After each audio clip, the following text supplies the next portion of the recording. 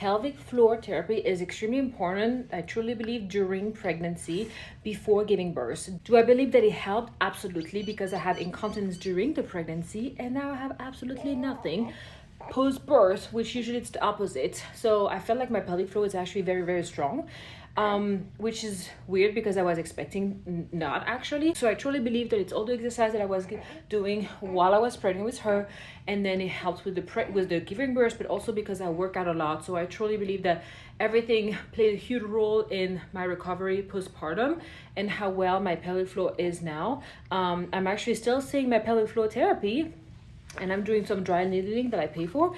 But even she said, like, you don't really need it. Like genuinely, like I just do not even need it. So because I've done so much exercise and everything, it's a lot of exercises, a lot of like Kegel, but not just any Kegel. It's like the pelvic floor PT was actually do evaluation and then see what you need.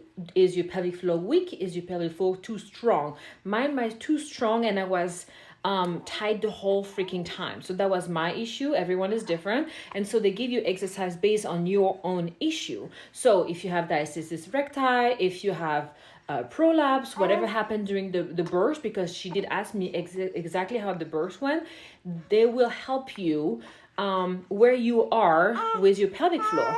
Yes. And because my pelvic floor, I worked on it during the pregnancy and I worked out a lot, and I do not have this recti, I do not have prolapse. That's why now everything is great and I actually do not need any more physical therapy, and I don't even have any more incontinence, like literally nothing. So everyone is different. You cannot just base on like, yeah, just do Kegel. No, you really need to go see them.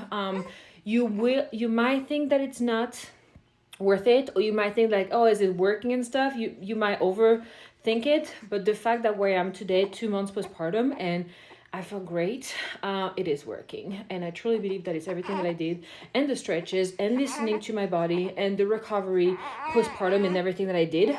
It is super, super, super important. You grew a human in your uterus for 9 months, okay? 40 weeks. It is a lot. And then you cannot expect to just go back to normal just like that. But that's what people expect you to do in America. So yes, ask your OB if they recommend any pelvic floor physical therapy. Yes, you're tired. But honestly, I googled it. It was hard to find actual pelvic floor physical therapy because there's not that many. Okay, it's not like a field there's a lot of pelvic floor therapy. There's a lot of PT physical therapists, but not pelvic floor physical therapists. That makes sense. You have to find the one that you like and everything. But I found mine, and I'm so glad I did during the pregnancy because it helps. But yes, do not wait. It's better to go later than never. Ask for anyone for a recommendation. Oh, and then you were asking about the balloon for induction. I honestly do not know if that helped with that, but like I say, I feel my pelvic floor is better and stronger now than it was before pregnancy. So I truly believe that everything helped. Me working out also helped, and everything that I did with the recovery during the 2 weeks, even 4 weeks at home doing absolutely nothing also helped. Like I feel like it's a lot of everything that helps. I never really heard about I didn't look it up about the balloon for the induction, if it weakened or if it like plays a role on your pelvic floor, but I can see why. But like I said, my pelvic floor is actually stronger now than it was before.